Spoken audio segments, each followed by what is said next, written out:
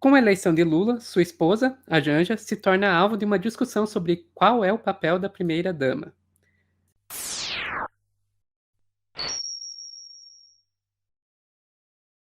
Daí vocês vão olhar, sério, Sofia, sério que você vai trazer esse tipo de tema? Gente, eu acho que é assim, a gente precisa trazer esse tipo de tema, porque não é só uma discussão sobre o papel da primeira-dama, é uma discussão também sobre o papel da mulher, né, da mulher na política. Então, vamos lá. Essa discussão, ela tanto existe que a própria Janja já está falando sobre isso. Ontem à noite, no dia 13 de novembro, ela deu uma entrevista bastante longa, né, ao Fantástico, e uma das coisas que ela comentou foi justamente isso que eu vou trazer aqui, uma reportagem do Ivan Trigueiro, lá na revista Fórum. Então, aqui. Janja se mostra ao Brasil em primeira entrevista ao Fantástico e fala sobre a relação com Lula. Socióloga falou, entre inúmeros assuntos, sobre como conheceu o presidente eleito, as cartas que trocavam na época da prisão e os desafios de ser primeira-dama. Agora, no texto, a parte que eu acho que é realmente mais importante. Janja revelou que vai tentar ressignificar o papel da primeira-dama. Aspas. Um compromisso meu, com certeza, é trazer à luz a temas que carrego comigo em minha história. Violência contra a mulher, quero atuar contra isso dialogando com a sociedade. Alimentação, garantir a alimentação saudável. E racismo, que não podemos mais admitir na sociedade. Também discutir com a sociedade como transformar esse ódio que existe hoje em uma relação mais afetuosa. Então, eu achei bem interessante essa fala, né? Ressignificar o que significa ser uma primeira-dama. E isso é bastante interessante também, pensando no contexto, porque, ok, essa entrevista foi domingo, dia 13. Na sexta-feira, dia 11, a gente teve uma fala que causou aí bastante polêmica, se é que podemos falar assim, da Eliane Cantanhede na Globo News. Daí aqui já vou até pedir desculpas pela qualidade do vídeo, que foi o único que eu consegui encontrar, tá, gente? Tudo tem limite, tudo que excede pode dar problema. E há um incômodo com o excesso de espaço que a Janja vem ocupando. Ontem, por exemplo, quando o Lula fez aquele discurso em que ele chorou, quando falou da fome, quando ele derrapou ao desqualificar a estabilidade fiscal, responsabilidade fiscal, teto de gastos, etc., ela estava ali sentada. Mas ela não é presidente do PT, ela não é líder política, ela não é presidente de partido, enfim, por que ela estava ali? Qual é o papel da primeira-dama? A gente tem vários exemplos de primeira-damas, né? Desde a ditadura militar, Dona Yolanda Costa e Silva, né? Super maquiada, super artificial. Você tinha a mulher do Geisel, que era muito discreta, dona de casa. Depois você vai na abertura política, na redemocratização, quem se esqueceu da Rosane Collor jogando aliança fora, fazendo confusão, e aí todo dia tinha briga e diziam que ela fazia, sei lá, coisas religiosas meio estranhas na casa da Dinda. Ou seja, isso não é bom, né? Isso não é bom. Eu acho que um bom exemplo de primeira-dama foi a Ruth Cardoso, que, como a Janja, tinha o brilho próprio, era uma professora universitária, uma mulher super respeitada na área dela e cuidou de comunidade solidária. Mas ela não tinha protagonismo, ela não tinha voz nas decisões políticas. Se tinha, era a quatro chaves dentro do quarto do casal. Ou seja, já incomoda sim, porque ela vai começar a participar de reunião, já começou a participar de reunião, já vai dar palpite, e daqui a pouco ela vai dizer, esse pode ser ministro, esse aqui ele não pode. Isso dá confusão. Se é assim, na transição, imagina quando virar. Então, olha o tipo do discurso, né? Que deve ser entre quatro paredes, que não tem que ficar tentando apitar em nada. É Eu tô abismada com o nível de machismo vindo de uma própria Exatamente. mulher atacando outra mulher, né? Nossa. Exatamente. E é uma coisa que chegou num ponto que até na própria Globo News, naquela discussão ali, não deixaram passar em branco. Olha o comentário que o André Trigueiro fez ali no mesmo programa logo em seguida. É importante demolir esse termo, viu, Lili? Não sei a tua opinião, mas primeira-dama não favorece o sindicato que você pertence. Eu acho que a gente tem que reinventar palavras e expectativas em relação ao papel da mulher, do homem mais poderoso do Brasil, que já ficou muito claro, nesse governo não será propriamente alguém que vai cumprir o papel de dona de casa subserviente ao marido. Lugar da mulher é onde ela quiser ficar. E isso o presidente falou na Paulista no discurso de posse. Da vitória. Então, gente, quando até na Globo News o pessoal já tá questionando, é porque a coisa realmente... E... A reunião de pauta depois deve ter sido interessante, no mínimo. Uhum. Exato. E daí eu dei uma procurada nas redes sociais e eu vi que algumas mulheres ligadas ao PT também comentaram o caso. Então, vamos ver aqui, começando pela que bacana. Gleisi Hoffmann. Então, Gleisi Hoffmann, para quem não sabe, é a presidenta do Partido dos Trabalhadores, colocou aqui: me apavora o machismo incrustado na cabeça de mulheres ditas esclarecidas, onde o estereótipo dos papéis delegados a nós é o importante. Desprezível a fala de Eliane Cantanhede sobre Janja. Ter opinião e participação na política é direito de todas nós mulheres, sem essa de primeira-dama.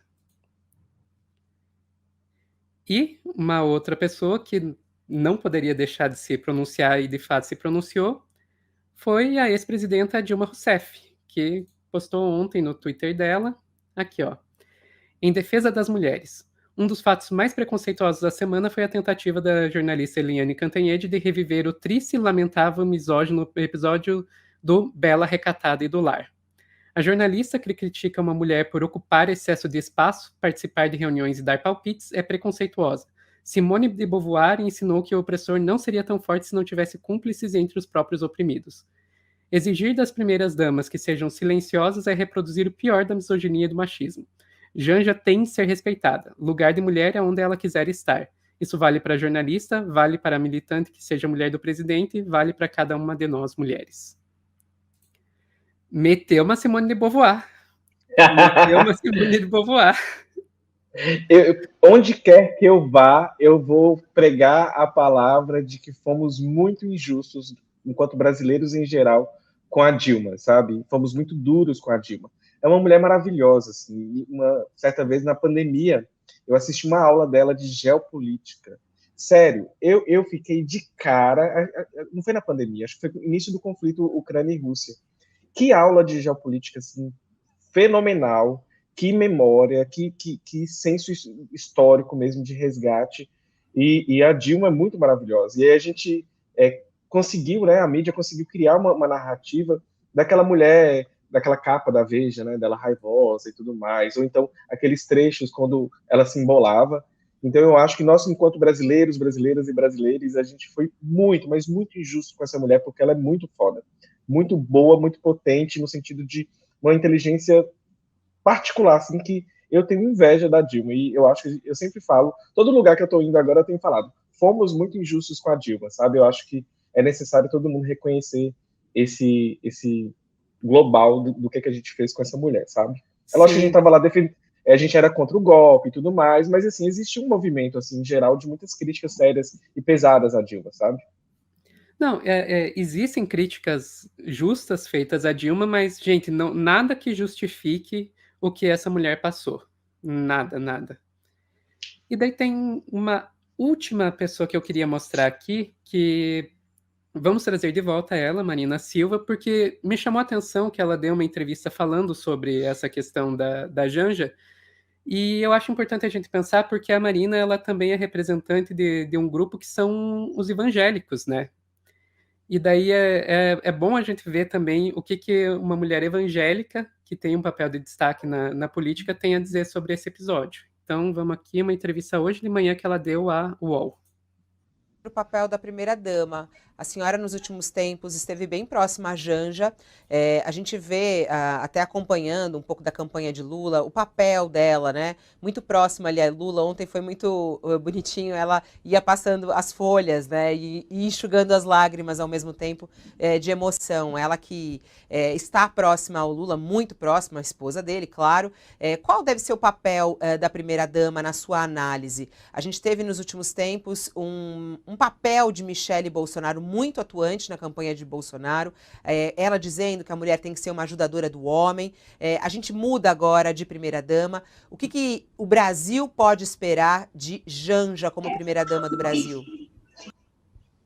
Bem, eu acho que a gente tem ali o papel da companheira, e é muito bonito ver o quanto os dois estão felizes, né? E essa ajuda de suporte afetivo, amoroso, emocional, tudo isso é parte. E tem a sua própria competência de uma mulher que é capaz de pensar, de elaborar e de contribuir efetivamente com um olhar para um Brasil que precisará se reencontrar, não é, nessas dimensões todas que nós acabamos de falar. Nós tivemos uma experiência de uma mulher também com um perfil acadêmico, com um perfil de uma contribuição, não é, já na história do Brasil, uma mulher com um perfil discreto, mas que tinha uma força muito grande ali, junto com o presidente Lula, que era a dona Marisa, mas eu convivi assim também com a doutora Ruth Cardoso, que era uma mulher que tinha ali uma capacidade de formulação, que a Janja também tem, e obviamente que ela vai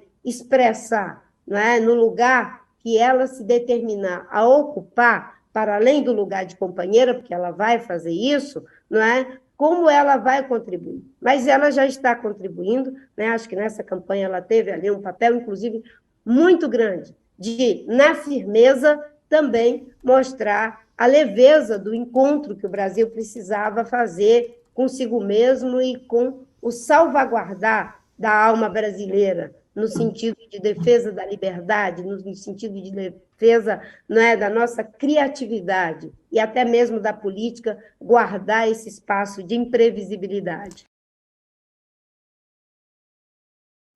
Então você vê aí, né? Tem o papel de companheira, mas também tem a atuação própria.